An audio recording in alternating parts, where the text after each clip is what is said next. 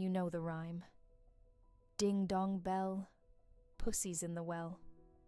A child's ditty about a rescued cat, and a punchline about a scolding. It plays at nursery time, in cartoons and chipped porcelain bells in gift shops.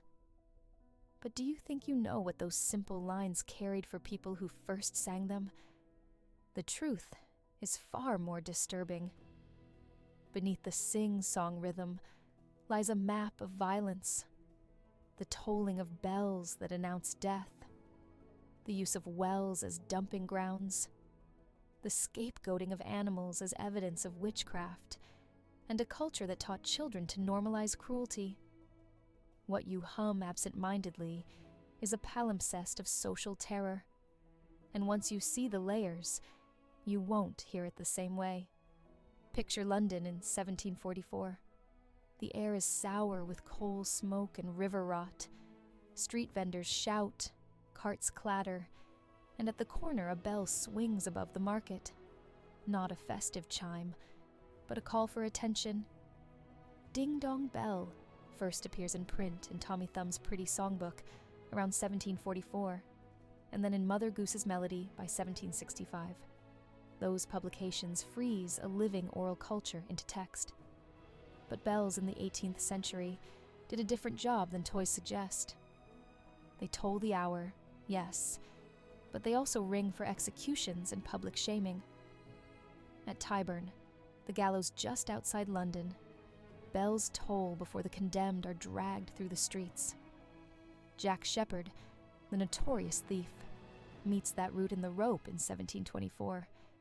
Newspapers of the time describe the bells and the crowd pressing in, smelling urine, ale, and iron.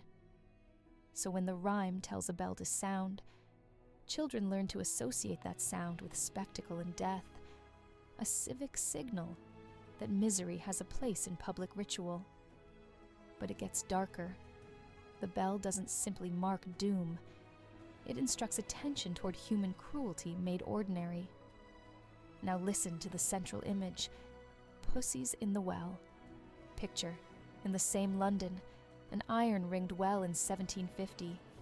You hear the slap of passing boot heels and the gull cries from the Thames. Wells are not neutral. They are places where refuse is dumped and secrets sink. During the 17th and 18th centuries, wells and cesspits are places where unwanted things and unwanted people disappear.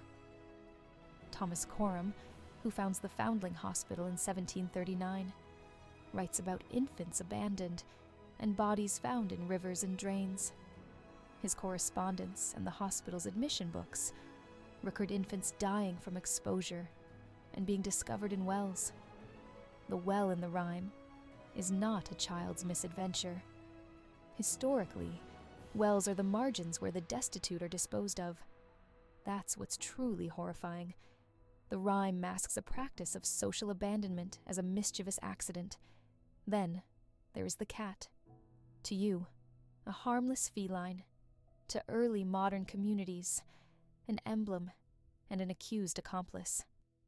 In New England in 1692, during the Salem witch trials, Cotton Mather publishes Wonders of the Invisible World, 1693, and his writing treats animals, especially cats, as potential familiars of witches. Testimony in the trials often mentions strange animals, and court anxieties about familiars transform ordinary pets into proof of malevolent bonds. Across Europe, animals are prosecuted for crimes. E.P. Evans catalogs these phenomena. In his 1906 book, The Criminal Prosecution and Capital Punishment of Animals.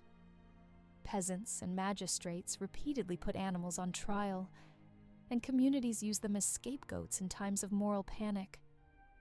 So when a child sings about pussy in the well, they repeat a cultural pattern where animals are not companions, but stand-ins for human guilt and fear.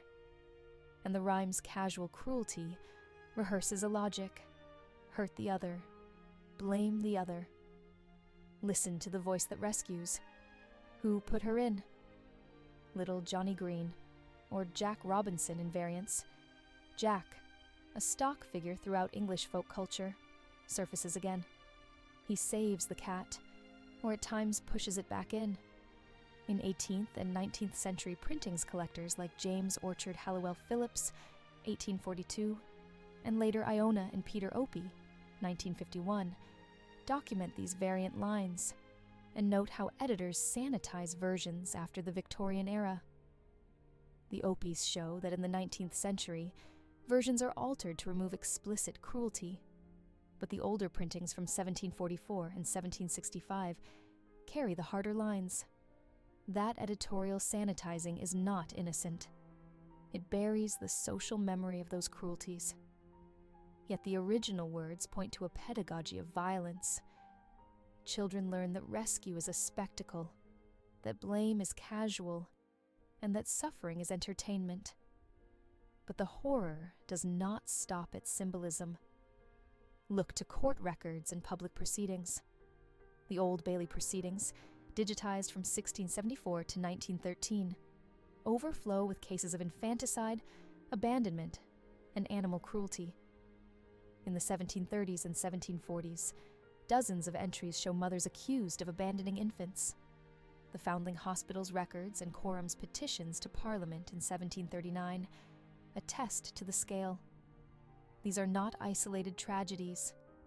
They are systematic outcomes of poverty, punitive poor laws, and a social order that criminalizes survival. Meanwhile, pamphlets and broadsides of the 18th century, the cheap print culture that spreads nursery rhymes, tie together moral lessons and sensational tales. They instruct children in public morals while normalizing public spectacle of suffering. Here's what's truly horrifying. The rhyme acts as a cultural circuit. The bell calls attention. The well hides the vulnerable. The cat becomes a symbol to be punished or displayed, and the rescue, whether genuine or staged, becomes a lesson in hierarchy.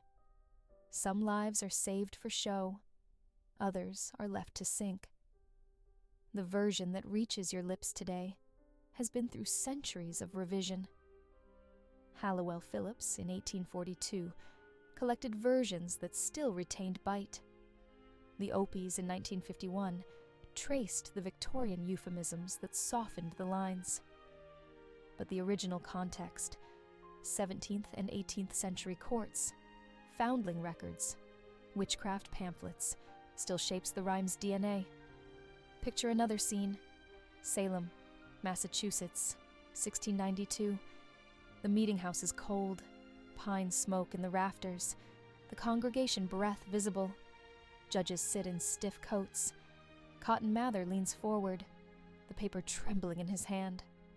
Witnesses point at trembling women and at a black cat prowling a kitchen, declaring it a familiar. The air tastes of starch and sermon. That sensory detail is not literary flair. It's recorded in deposited testimony and in Mather's own pamphlets. The connection between animal suspicion and human accusation is concrete, not allegorical. You can trace a line from these scenes to later reform. Quorum's Foundling Hospital, 1739, exists because the death of abandoned children becomes unbearable, even to some contemporaries. Parliament's 1601 Elizabethan Poor Law had already criminalized poverty in ways that push people toward desperation. And yet, the rhyme keeps the past neatly in tune, a child's song that obscures the systems that produced misery. Editors scrub the words, kit the melody for nursery shelves, and the story becomes harmless, until you listen to the original printings and the archival documents that refuse to be sterilized. These revelations escalate, from a bell that marks execution to wells that swallow the unwanted, from a cat turned scapegoat to institutional records showing systemic abandonment. Each element of the rhyme is a historical node linked to documented practices. The broadsides, the Foundling Hospital's ledgers, Cotton Mather's 1693 book, Hallowell's 1842 collections, and the Opie's 1951 scholarship are not footnotes. They are testimonies. Once you put them together, the nursery rhyme stops being a simple teaching tool and becomes a compressed record of how a society tuned children to accept cruelty.